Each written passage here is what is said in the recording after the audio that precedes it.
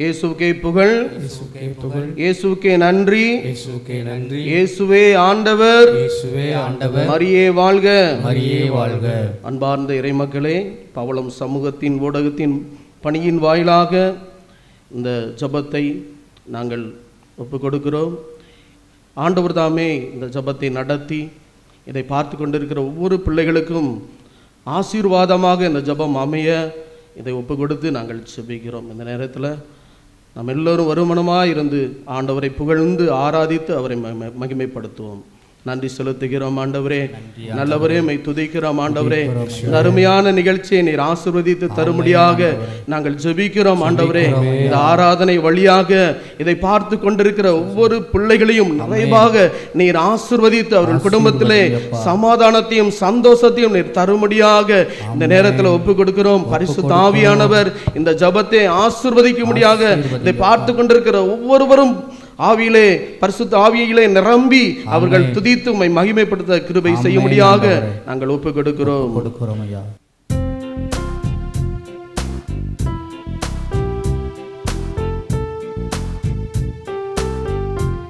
நல்ல உற்சாகமாக கைகளை தட்டி என்னோடு கூட சேர்ந்து ஆண்டவரை மகிமைப்படுத்தி இந்த பாடலை பாடுவோம்.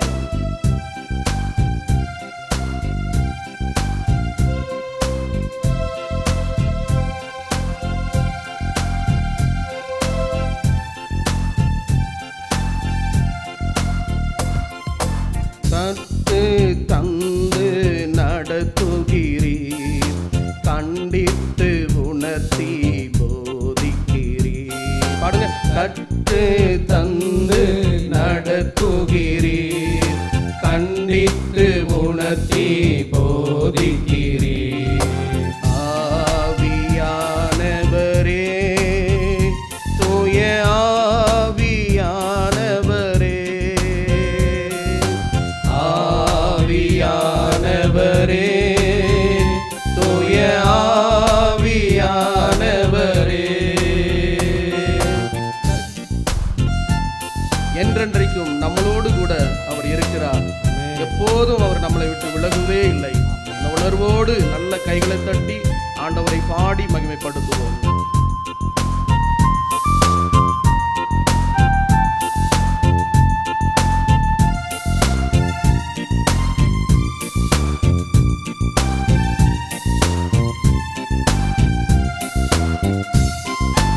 என்றென்றைக்கும் எங்களுடன் எப்போதும் கூட இருக்கின்றீர். என்றென்றைக்கும் எங்களுடன் எப்போதும் கூட இருக்கின்றீர். சத்திய ஆவியானவரே, சாட்சியாய் வாழச் செய்பவரே, சத்திய ஆவியானவரே, சாட்சியாய் வாழச் செய்பவரே,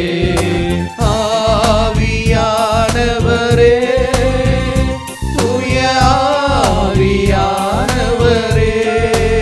பாடுங்க. ஆவியானவரே, தூய ஆவியானவரே, கற்று தந்து நடத்துகிறீர், கண்டித்து உணர்த்தி போதிக்கிறீர். கற்று தந்து நடத்துகிறீர், கண்டித்து உணர்த்தி போதிக்கிறீர். ஆவியானவரே, தூய ஆவியானவரே, ஆவியானவரே, தூய ஆவியானவரே. நன்றி செலுத்துகிறோம் ஆண்டவரே. இந்த அருமையான நேரத்திலும் பரிசுத்த ஆவியானவர் இதை பார்த்து கொண்டிருக்கிற ஒவ்வொரு பிள்ளைகளையும் நிறைவாக ஆசீர்வதித்து கொண்டிருப்பதற்காக நன்றி. இந்த நிகழ்ச்சியின் வாயிலாக பார்த்து கொண்டிருக்கிற ஒவ்வொரு குடும்பங்களிலும் ஆவியானவருடைய அன்பின் பிரசனத்தை ஊற்றி கொண்டிருப்பதற்காக நன்றி செலுத்துகிறோம். நன்றி நன்றி. எல்லாம் கண்களை மூடி செபிங்க. நன்றி அப்பா, நன்றி அப்பா, நன்றி அப்பா. ஆவியானவரே, ஒவ்வொரு வீட்டிற்குள்ளேயும் உடைய பிரசனம் இறங்கி கொண்டிருப்பதற்காக நன்றி நன்றி. நல்ல கைகளை தட்டி இன்னும் உற்சாகமாக இன்னொரு பாடலை பாடி அவரை மகிமைப்படுத்துவோம். ஹல்லேலூயா, ஹல்லேலூயா.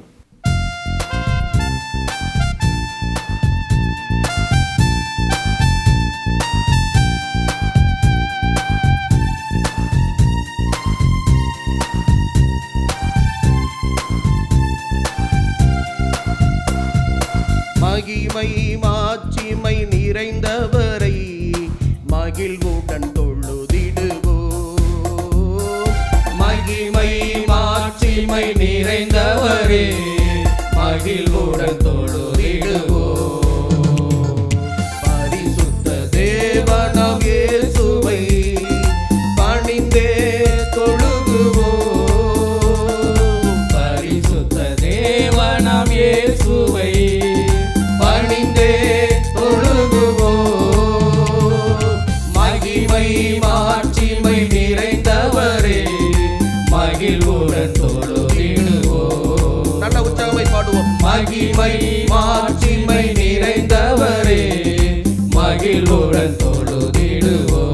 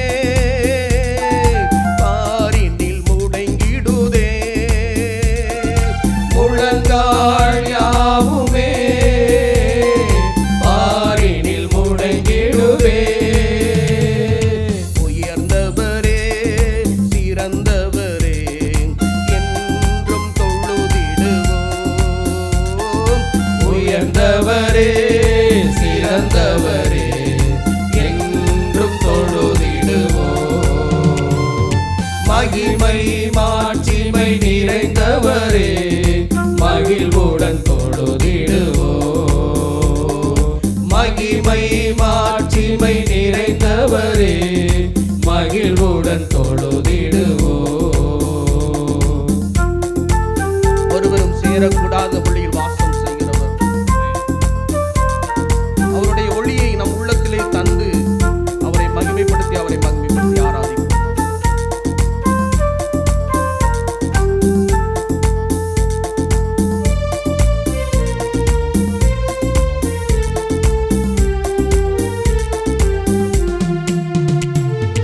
ஒருவரும் சேர ஒளியில் வாசம் செய்பவரே,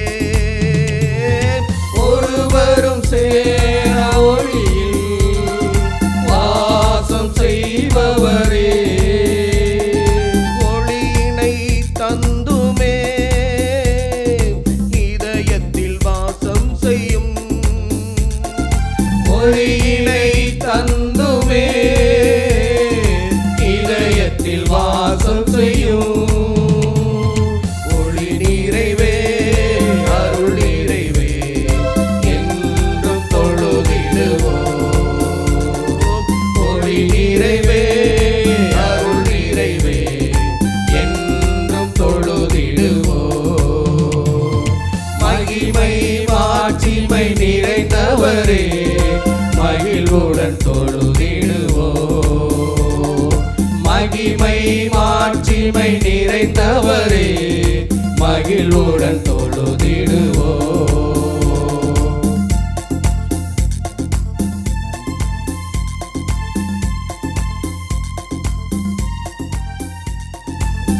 அன்பின் மகா பரிசுத்தம் நிறைந்த எங்கள் அன்பு ஆண்டவரே, இந்த அருமையான நேரத்திலும் நாங்கள் ஒரு மனமாக உம்மை பாடி துதித்து ஆராதித்தோம் ஆண்டவரே. எங்களை நிறைவாக நீர் ஆசீர்வதித்திருக்கிறீர் ஆண்டவரே. உம்முடைய அன்பினால் எங்களை நிரப்பிருக்கிறீர் ஆண்டவரே. அதற்காக நன்றி செலுத்துகிறோம் ஆண்டவரே. நிகழ்ச்சியை பார்த்து கொண்டிருக்கிற ஒவ்வொரு பிள்ளைகளையும் நீர் ஆசீர்வதித்திருக்கிறீர். அதற்காக நன்றி செலுத்துகிறோம் ஆண்டவரே. இந்த வேளையிலும் உம்முடைய பிரசன்னத்துல எங்கள் ஒவ்வொருவரையும் தாழ்த்தி ஒப்பு கொடுத்து ஜெபிக்கிறோம்.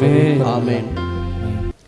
இயேசுவுக்கே புகழ், இயேசுவுக்கே புகழ், இயேசுவுக்கே நன்றி, இயேசுவுக்கே நன்றி. மரியே வாழ்க, மரியே வாழ்க. அன்பார்ந்த இறைமக்களே, பவளம் சமூக ஊடக பணியகத்தின் வழியாக தூய இஞ்ஞாசியார் ஜெப ஐக்கியத்தின் அன்பின் வாழ்த்துக்களை உங்களுக்கு நாங்கள் தெரிவித்துக் கொள்கிறோம். இந்த நாளிலே ஆண்டவருடைய நற்செய்தி வார்த்தை அதிகாரம் லூக்கா 4 இறை வார்த்தைகள் 24 முதல் 30 முடிய.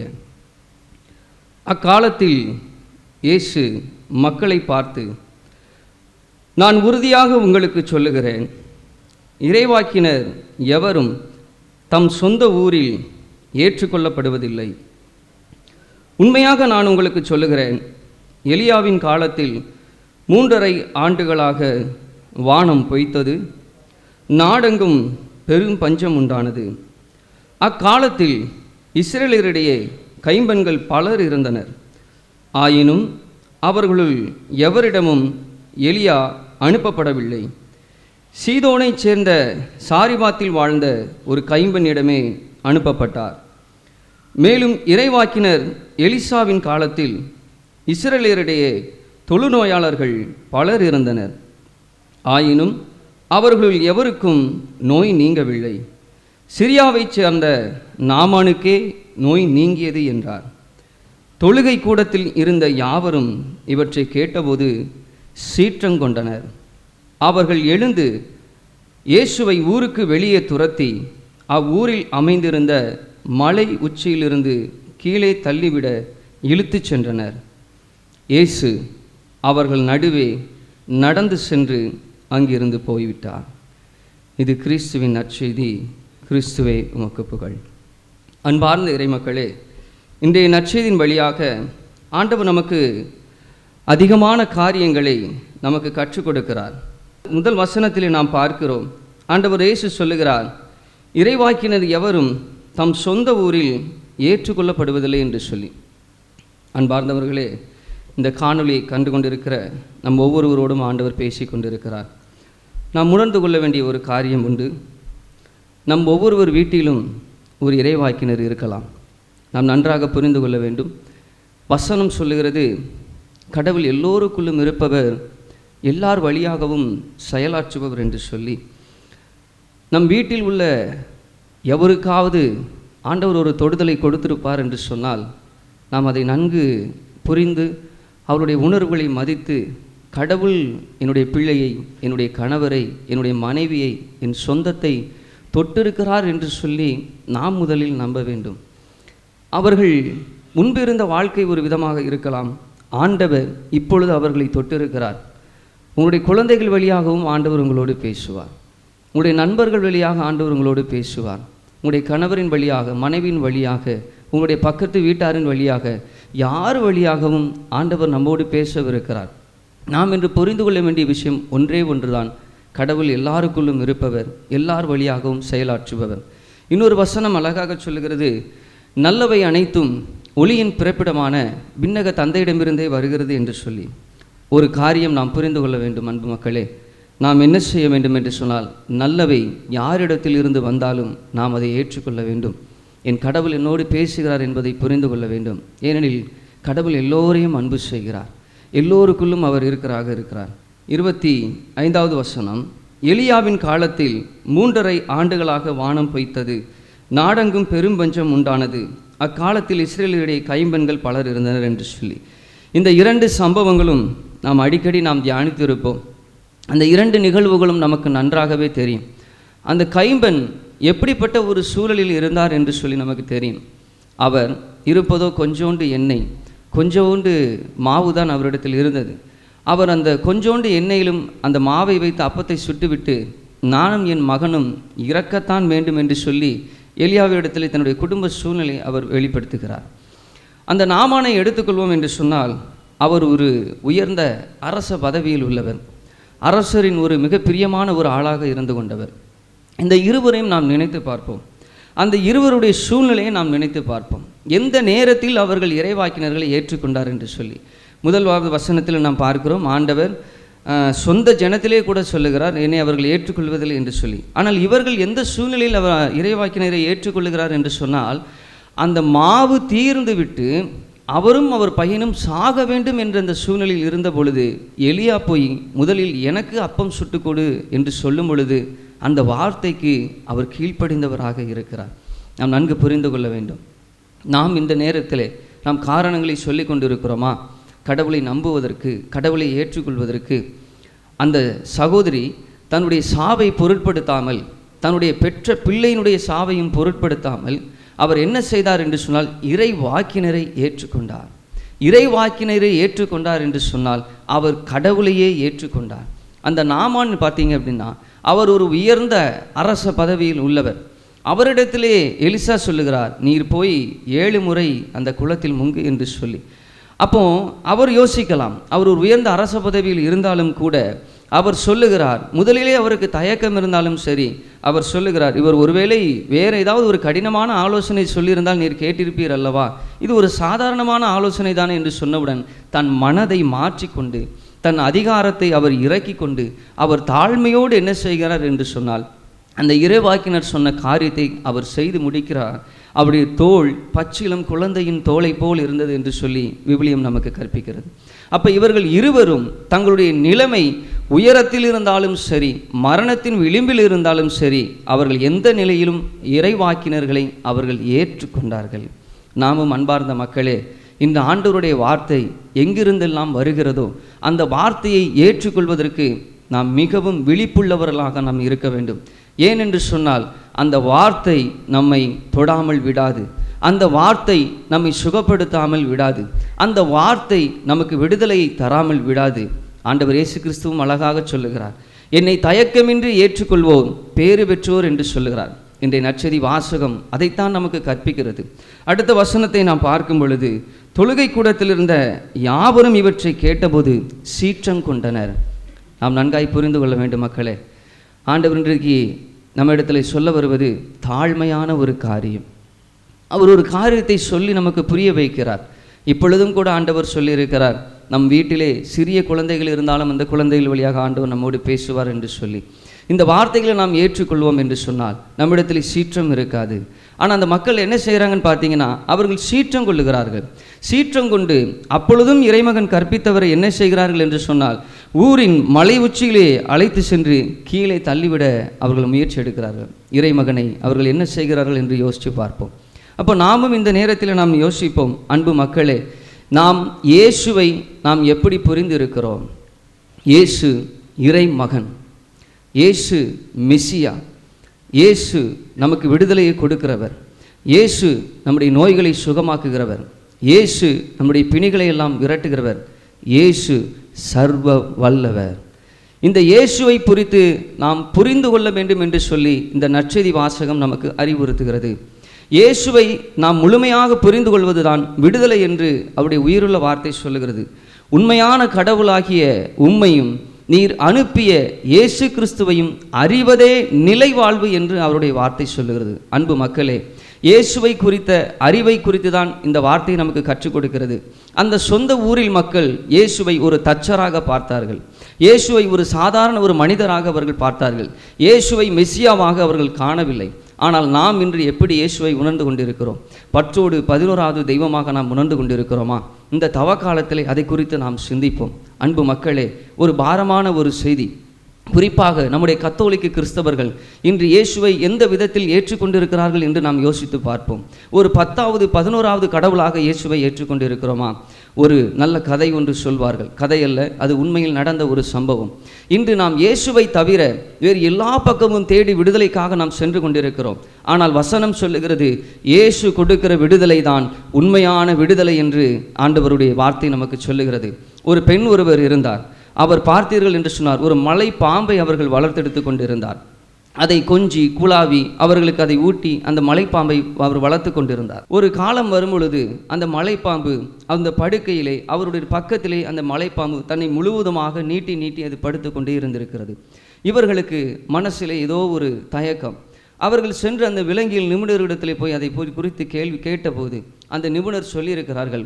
அவர் சொன்னது ஒரு அதிர்ச்சியான ஒரு செய்தி. நீங்கள் முதலிலே அந்த பாம்பை எடுத்துக்கொண்டு எங்கேயாவது காட்டிலே கொண்டு விட்டு விடுங்கள் என்று சொல்லி. ஏன் அப்படி என்று கேட்கும் பொழுது, ஏனென்றால் அந்த பாம்பு உங்களை விழுங்குவதற்காக ஒவ்வொரு நாளும் அளவு பார்த்து கொண்டிருக்கிறது என்று சொல்லி. அன்பார்ந்த இறைமக்களே, இந்த இயேசுவை குறித்த அறிவிலே நாம் வளரவில்லை என்று சொன்னால், இந்த இயேசுவை மட்டும் ஆண்டவராக ஏற்றுக்கொண்டு நாம் நம்பவில்லை என்று சொன்னால், உலகத்தின் வேறு எங்கு சென்று இது எனக்கு விடுதலை கொடுத்துவிடும் என்று சொல்லி நாம் நம்புவோம் என்று சொன்னால், இந்த மலைப்பாம்பின் கதிதான் நமக்கும். இந்த மலைப்பாம்பிலிருந்து அந்த சகோதரி அன்று விழித்து கொண்டால் இன்று நாம் விழித்து கொள்வோம். வேறு எங்கு சென்றாலும் அது இன்று எனக்கு இன்பமாக இருக்கலாம், இன்று எனக்கு மகிழ்ச்சியை தரலாம், இன்று எனக்கு அது உற்சாகத்தை கொடுப்பதை போல் தோன்றலாம். அன்பார்ந்த இறைமக்களே, அது நம்மை ஒரு நாள் விழுங்கிவிடும். அது ஒரு நாள் நம் வாழ்வை சாவுக்குள்ளாக்கிவிடும்.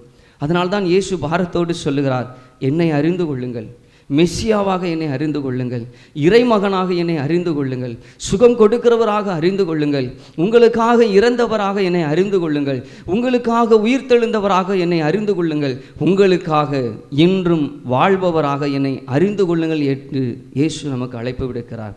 நாமும் ஆண்டவரிடத்தில் நாம் சொல்லுவோம், ஆண்டவரே, உம்மை தவிர நான் வேறு எதன் மீதும் நான் கண் வைத்திருந்தேன் என்று சொன்னால், வேறு ஏதோ ஒரு தற்காலிக விடுதலையை நாடி நான் சென்றிருப்பேன் என்று சொன்னால், இந்த தவ காலத்திலே அதற்காக நான் மனம் வருந்துகிறேன் என்று சொல்லுவோம். இது ஒரு மனமாற்றத்தின் காலம். அன்பு மக்களே, நாம் இந்த நேரத்தில் ஆண்டவரிடத்தில் சொல்லுவோமா? கண்களை மூடி ஆண்டவரிடத்தில் மனம் வருந்துவோம். அன்பின் தெய்வமே, ஆண்டவரே, இந்த நாளுக்காக உமக்கு நன்றி செலுத்துகிறோம். இந்த இறை வார்த்தைக்காக உமக்கு நன்றி செலுத்துகிறோம். உம்மை நம்ப தயங்கின இந்த நேரத்திற்கெல்லாம் காலத்திற்கெல்லாம் நாங்கள் மனம் வருந்துகிறோம். ஆண்டவரே, தெய்வம் எங்களை மன்னிப்பீராக, தெய்வம் எங்களை மன்னிப்பீராக. அன்று இஸ்ரேல் ஜனங்கள் உம்மை புறக்கணித்தபடி நாங்கள் உம்மை புறக்கணித்து விடக்கூடாது. ஆண்டவரே, ஐயா, நீர் வெறும் மனிதர் மட்டுமல்ல, நீர் கடவுளின் ஒரே மகன். ஆண்டவரே, நீர் உயிருள்ள இறைமகன். ஆண்டவரே, நீர் எங்களுடைய பாவ சாபங்களுக்காக இறந்தவர். ஆண்டவரே, நீர் வெறும் இறந்தவர் மட்டுமல்ல, நீர் எங்களுக்காக உயிர் தெழுந்தவர். ஆண்டவரே, நீர் இன்றும் வாழ்ந்து கொண்டிருக்கிறீர். ஐயா, எங்கள் மீட்பர் இயேசு உயிரோடு இருக்கிறார். எங்கள் மீட்பர் இயேசு உயிரோடு இருக்கிறார். நாங்கள் உம்மை நம்புகிறோம் ஐயா, உம்மை ஏற்றுக்கொள்ளுகிறோம். ஆண்டவரே, உம்மை மட்டுமே ஏற்றுக்கொள்ளுகிறோம், உம்மை மட்டுமே ஏற்றுக்கொள்ளுகிறோம். ஆண்டவரே, அன்பின் தெய்வமே, தெய்வம் இதை பார்த்து கொண்டிருக்கிற மக்கள் ஒவ்வொருவரையும் நீர் ஆசீர்வதிப்பீராக. உம்மை குறித்த அறிவிலே நாங்கள் வளரும்படி பெருகும்படி உமது அன்பு கரத்தை எங்கள் மீது நீட்டுவீராக. ஒவ்வொரு குடும்பங்களிலும் உள்ள பிணிகள் நீங்கட்டும் ஐயா, நோய்கள் நீங்கட்டும். ஆண்டவரே, உற்சாகம் உண்டாகட்டும், விடுதலை உண்டாகட்டும். ஆண்டவரே, அன்பின் திருக்கரத்தில் ஒப்பு கொடுக்கிறோம். தெய்வம் எங்கள் ஒவ்வொருவரையும் ஆசீர்வதித்திருப்பதற்காக உமக்கு நன்றி செலுத்துகிறோம். இயேசுவின் பெயரிலே வாழ்கின்ற நல்ல தந்தையே, ஆமென். அன்பார்ந்த இறைமக்களே, எங்களுடைய ஜெபக்குழுவினுடைய பெயர் தூய இஞ்ஞாசியார் ஜெப ஐக்கியம். இஞ்ஞாசியார்புரம் சென்ட் தாமஸ் ஸ்கூலுக்கு எதிர்ப்புறமாக எங்களுடைய ஜெபக்குழு இயங்கி வருகிறது. எங்களுடைய ஜெபம் வாரம் ஞாயிற்றுக்கிழமை காலை 10 மணியிலிருந்து மதியம் 1:30 வரைக்கும் ஜெபம் நடைபெறும். அன்பு இறைமக்கள் அனைவரும் கலந்து கொள்ளும்படி உங்களை அன்போடு கேட்டுக்கொள்கிறோம். மற்ற வார நாட்கள் முழுவதிலும் வீட்டில் கூடி நாங்கள் ஜெபிக்கிறோம். அந்த ஜெபத்திலும் நீங்கள் கலந்து கொள்ளும்படி உங்களை அன்போடு நாங்கள் கேட்டுக்கொள்கிறோம். எங்களை தொடர்பு கொள்வதற்கு எங்களுடைய நம்பரை நாங்கள் கமெண்ட் பாக்ஸில் நாங்கள் போடுகிறோம்.